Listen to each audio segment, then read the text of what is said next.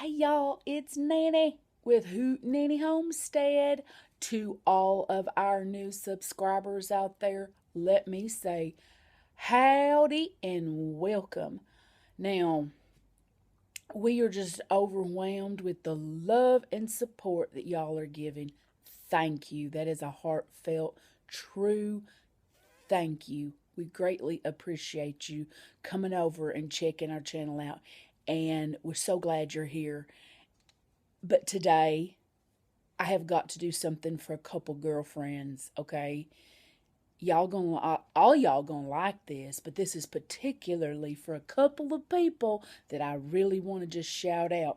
Now, the first one is Miss Yang over at Yang Homestead. She's the daughter of Ann and Andy's Homestead.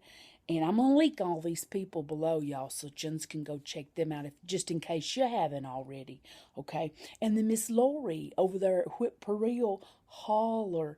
They both saw my miniature cutting board challenge video, and they fell in love with my little miniature cabin. And I would pack my clothes and move into it if I could, because isn't it just the sweetest thing ever. Now, the cabin is sitting on a table here at my mother-in-law's. The entire cabin, I think it is 24 inches or 28 inches, I can't remember, long ways, by 18 inches deep. The actual cabin walls and floor and ladder and the upstairs floor and those little dormer windows. The shell of that was all a kit that my mother-in-law bought. I guess it was back in the 70s or 80s, and she had just put it back in her closet and had never really put it together. And this past winter, Hoot and I just wanted a little project to work on. When we found this little cabin, I said, oh, we're gonna put this together. This is adorable. I didn't like this rail right here. I kind of liked that because it was wide, and if I wanted to set something on it, like this little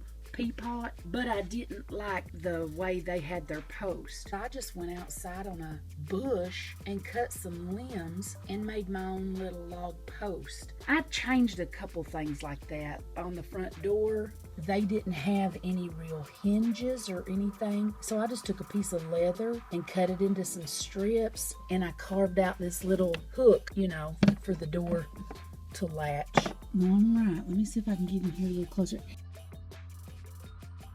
All I did was I took two of those little flickering battery-operated tea candle lights, and I cut me a hole in the bottom of this plate right here, this wooden plate, and I stuck the tea candle lights, the little tip that flickers, up through the bottom, and then I cut all these little sticks of wood, and I took a lighter and I burned some of them, and I kind of stuck them in and around those two little tea candle lights. Now, this little arm didn't come with the fireplace. All I did was I drilled a hole down here at the bottom, and I took me a dowel rod and I stuck it up into the top plate, which is behind this wall right here. And then this little arm is a corn dog stick that I took, and I just glued it to the back of the dowel rod, and I carved some little notches in it right here so that the pot would sit in these little notches. And I put another piece of the corn dog stick as like a little support rod, and then you can just turn it inside the fireplace to cook your pot of beans. Now, let me tell you about how to do these little pictures. That little bitty picture is an actual painting that is a Terry Redland painting, which is one of my favorite artists. And then I took some popsicle sticks and I cut them to make a frame for that little picture. Now, it and the one upstairs both came off the back of a calendar. On the back of the calendar, it'll have these little bitty photos of each month's picture that's in the calendar, so that you don't have to open the package to see what each month's picture is going to be. Well, I just took and cut out that little bitty preview picture and then framed it, and now I've got Terry Redland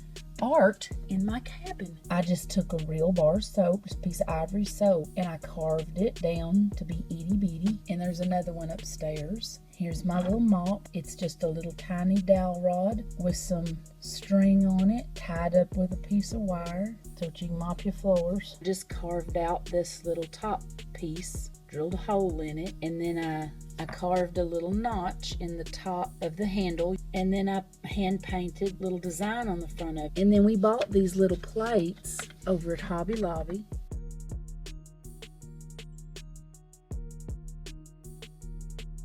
Now, how I made these is I just went online, and you Google just about anything. And what I did is I thought of some books that I particularly liked, like Huckleberry Finn, things like that. And I Googled first edition Huckleberry Finn. And then I hit picture, so that all I got was pictures of the original book.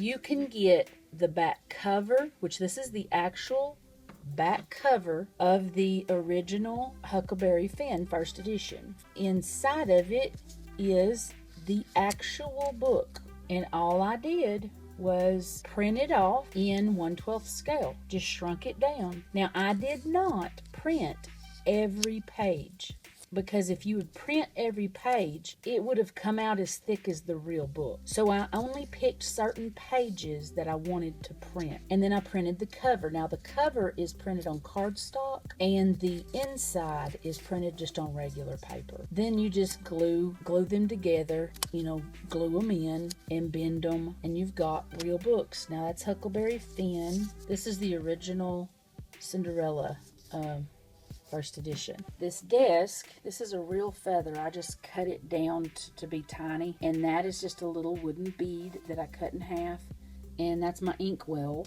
Now, this letter, I just Googled old letters and old stamps, old postcards, things like that, and I shrunk them down. So I printed it off and glued it down to my desk so that I could have an old letter on my desk. Now, I want to talk about how I made these lanterns. Here's another little lantern that I made, and the little kids that were playing with it the other day, they broke the top of it off. And since this one is broke, it'll make it really easy for me to explain to you how I made this. This is actually 2 pieces of jewelry bead. I don't make jewelry, so I don't know what they're called, but I just went to the jewelry section at Hobby Lobby, and I picked out some things that looked like the top part that holds the glass globe in place, and I picked out a part that looks like, where you would screw the top down onto the glass container of the lantern. Now, this glass globe isn't really glass, that's plastic. That is a clear plastic tubing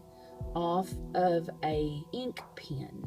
And while it was still full length, I heated one end of it up, this end, and took a little stick that I'd kind of rounded the end of it, and I run it up in there while that plastic was hot, stretched the plastic out. And then I let it cool off, and then I cut it right here. And then I heated this end up, pulled back on the edges, and made it kind of fluted out. That's just a little glass bead that I thought was about the right shape. Take some E6000 glue and glue that onto the top of it, and you got your little lantern.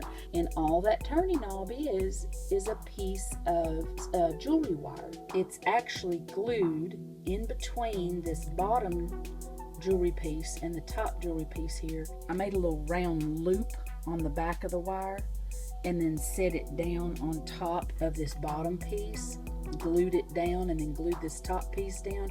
This is an actual glass globe, and it was just a little piece I had found at Hobby Lobby, and on the bottom of it, it has a little point. But I took it and I stuck it down in one of these little wooden things. Now, all these little cast iron pots, they came from Hobby Lobby, but they didn't come in this color. I wanted them to look like cast iron. They came in silver, and I wanted them to look like cast iron, so I painted them flat black, just with some spray paint. Now, on the end of the cabin where the fireplace is at, these rocks wasn't part of the original fireplace that they had in the kit. I actually went out into my mother-in-law's yard. She had a flower bed where they had put some small stones, and I just hand-picked a few kind of unique and colorful stones. I brought them in the house. I washed them off. Then I took some sheetrock mud and some cinnamon and some nutmeg, and the cinnamon and nutmeg was only to give it the color so that it would look like cement in between the stones. But then I just glued each individual stone to a wood base, and then I took the sheetrock mud and I put it into a pastry bag like you would to decorate a cake, and I just squirt the sheetrock mud in between the stones and then just took my finger and kind of wiped it off, and then I took a rag and washed the sheetrock mud, because sheetrock mud will just wash right out of anything. Let me show you underneath, if I can, how I attached my little tea lights on the bottom of it. Now what you're looking at right now is up underneath the fireplace. Here's the back of it, okay? And like I said, I just drilled 2 little holes big enough for the tea light bulb to fit up inside. The only mistake I made was I should have turned them around, or the switches was on the other side, because it really makes it hard to get my hand in there where the switch is at. I should have had the switches over here on this side. Welcome to the front porch, y'all. Here is Hoot's rocking chair, the blue one, and Nanny's rocking chair, the green and yellow one. Now, the porch itself, I added to this kit. These dormers did come with the kit, but they did not have windows in them. Now, the windows is just made with plastic, so I just cut it to fit, and I framed the windows in just like you would a real window. And then I took little bitty teeny weeny pieces of wood and glued them to the piece of plastic to give it that pane look. And I put my top piece of trim here on, but I haven't put my side trims on. These porch posts came from my mother-in-law's front yard.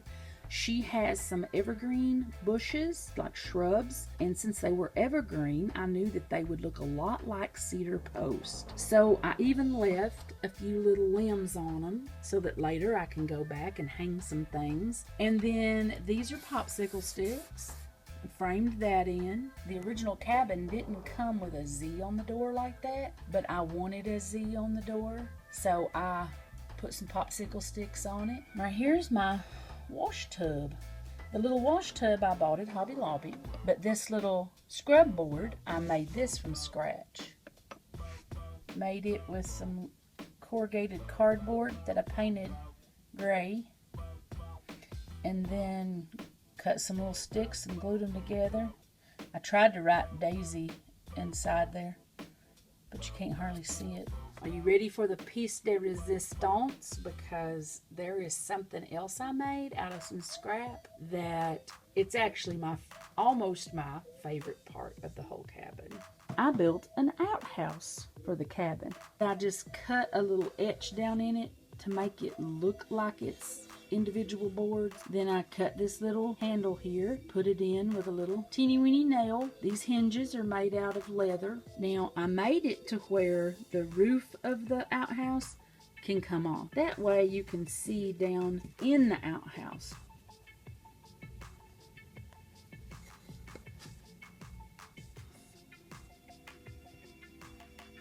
There's the potty hole.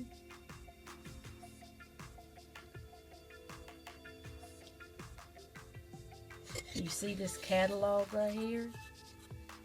That is the same way I made the reading books, is the same way I made this old Sears catalog. Now I left one sheet of the old catalog loose and didn't glue it down, but I tore off this corner of the catalog because somebody's already, used the restroom and tore off the corner there, and then I stuck it back in the pages there, like you would, so that the next person can use the rest of the page. Now this is an old copy of, I think it's a Ladies' Home Journal.